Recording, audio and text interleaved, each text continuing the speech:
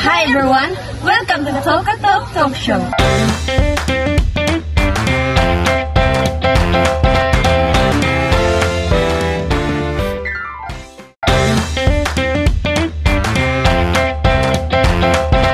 So today we talk about the 4 impacts in tourism and hospitality industry. So we have 3 special guests. The first guest is Miss Arsiga from Dinagat Island. Hi!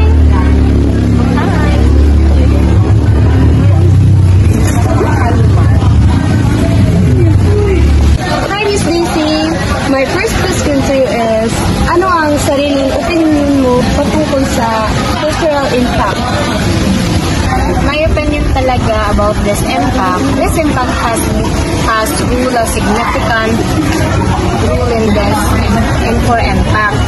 So my main point in this opinion, or my opinion talaga about this, some of the tourists or turista, pinupuntahan talaga nila ang place that because they are being attracted or they're being attracted and being amazed to that culture.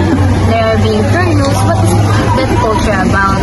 Some of the foreign tourists, they go there because they also applied or get interest or like that. That's all. Okay, Miss, thank you. Thank you, Miss Arsiga. May isa pa akong tanong sa iyo. Ano ang sariling opinion mo patungkol sa environmental impact? The impact of environmental impact and tourism and hospitality industry is this kind of impact.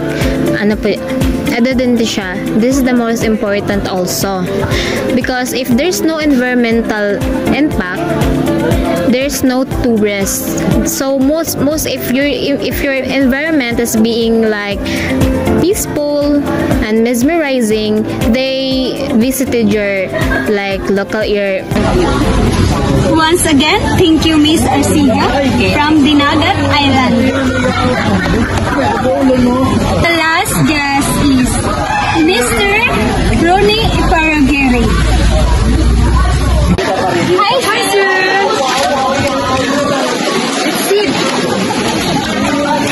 So my question, what is your own opinion about social impact?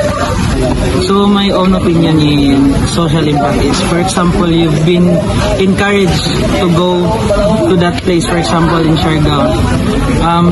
Knowing Siargao is like, marami talagang like tourist spots, mga gandang tourist spots. So, pag ikaw nainganyo na pumunta doon, nasa isip mo is parang aliwalas, makakapag-relax ka, stress-free. Pero in reality is overcrowded talaga siya kasi dahil sa mga foreigners sa iba't ibang klaseng lugar na dumadayo sila kasi kaya nga sobrang ganda ng mga tourist spots, and some of the local people din na nakatira doon. Thank you, Sir Paragere. Once again, Talk Show.